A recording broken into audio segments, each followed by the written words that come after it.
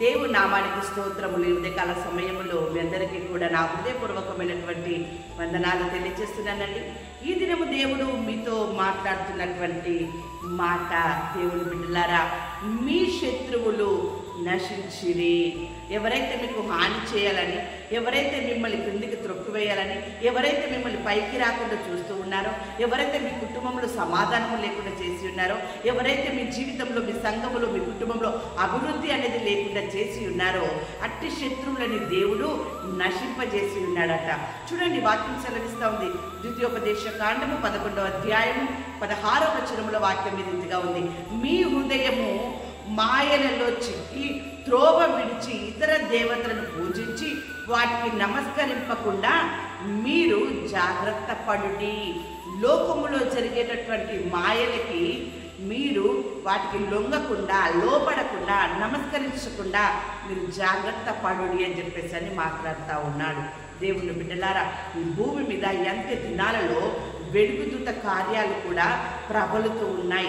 అవి చూడడానికి కంటికి ఇంపుగా ఉంటాయి, చాలా చక్కగా ఉంటాయి. అరే, అద్భుతం జరిగింది కదా, ఆశ్చర్యం జరిగింది కదా అని మీరు అనుకునే రీతిగా ఉంటాయి. కానీ ఆ మాయలో మీరు చిక్కుకొనకూడదు అని చెప్పేసి అని, జాగ్రత్త పడండి అని చెప్పేసి అని ముందుగానే దేవుడు తెలియజేస్తూ ఉన్నాడు.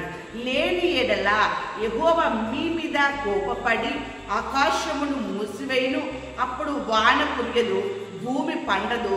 యెహోవా మీకు ఇచ్చుచున్న ఆ మంచి దేశమున ఉండకుండా మీరు శీఘ్రముగా నశించెదరు.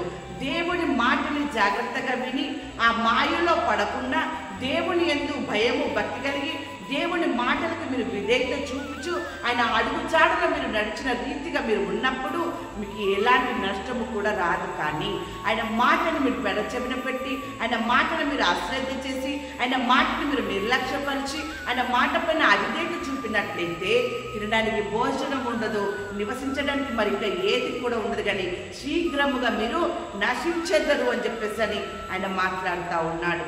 దేవుని బిడ్డలారా, జాగ్రత్త పడండి. దేవుని ఉదయకాల సమయంలో మీతో మాట్లాడుతూ ఉన్నాడు. శత్రువుల ఉచ్చులో పడకండి, శత్రువు యొక్క ఆలోచనలు మీరు పడిపోకండి అని చెప్పి ఆయన మాట్లాడుతున్నాడు. చూడండి, వాక్యం సెలవిస్తూ ఉంది. 92వ కీర్తన 9వ వచనంలో, నీ శత్రువులు యెహోవా, నీ శత్రువులు నశించెదరు, చెడు పనులు చేయు వారందరూ చెదిరిపోదురు. ఎంత చక్కగా మాట్లాడుతూ ఉన్నాడు ఉదయకాల సమయంలో దేవుడు. నీ శత్రువులు నశించెదరట. ఈ ఉదయకాల సమయంలో దేవుడితో మాట్లాడే మాట అదే. నీ శత్రువులు నశించెదరు, చెడు పనులు చేయి వారందరూ కూడా చెదిరిపోతారట. నీ జీవితాన్ని పాడు చేయాలని నానా విధాలుగా ప్రయోగాలు చేసిన వారందరి జీవితము చెదిరిపోయేదిగా ఉంటుంది. ఎవరు కూడా నీ ముందు నిలవలేని వారిగా ఉంటూ ఉన్నారు. నీ శత్రువు నశించిపోతూ ఉన్నాడు. ఆ రీతిగా దేవుడు చేస్తూ ఉన్నాడు.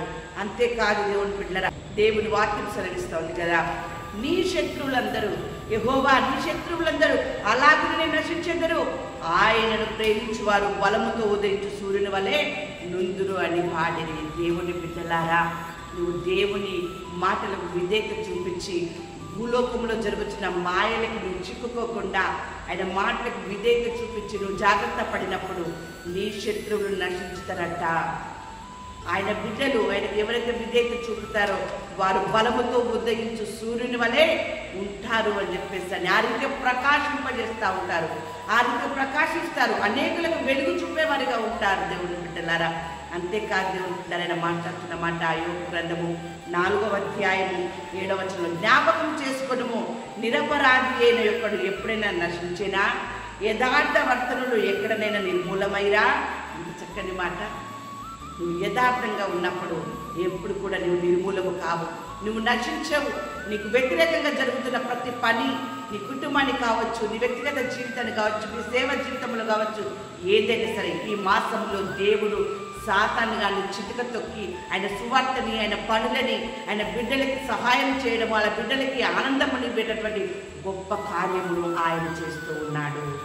ఏదైతే మీకు అడ్డుగా ఉందో, ఏదైతే మీకు బాధ కలిగిస్తుందో, ఏదైతే మిమ్మల్ని దుఃఖపరుస్తూ ఉందో, ఏ కార్యమైతే మిమ్మల్ని అది క్షీణింపజేస్తుందో, అట్టి పనులన్నింటినీ జరిగించే వారిని చెదరగొడుతూ ఉన్నాడు. ఆ పనులన్నింటినీ కూడా ఆయన నాశనం చేస్తూ ఉన్నాడు. దేవుని బిడ్డరా, అంత గొప్ప కార్యం చేస్తున్నాడు. నిన్ను విసర్జించు వారు నశించెదరు, దేవుని విసర్జించు వారు నశించెదరు. భక్తిహీనులు నశించిపోదురు, భక్తిహీనులు నశించిపోతున్నారు. మీరు మారు మనసు పొందనేడలా మీరందరూ అలాగుననే నశింతురు అని చెప్పేసి అని వాక్యం సెలవిస్తూ ఉంది. ఈరోజు దేవుని వైపు నువ్వు తిరుగు, మారు మనసు పొంది ఆయన వైపు నువ్వు తిరిగినప్పుడు దేవుని బిడ్డలారా, ఇతరులకు నువ్వు ఎలాంటి కార్యాలైతే చేస్తున్నావో, ఇతరులను ఏ విధంగా అయితే బాధపడుతున్నావో వాటి కార్యాలతో నువ్వు నశించిపోతావు, నీకు మరణమే అని చెప్పేసి అని మాట్లాడుతూ ఉన్నాడు.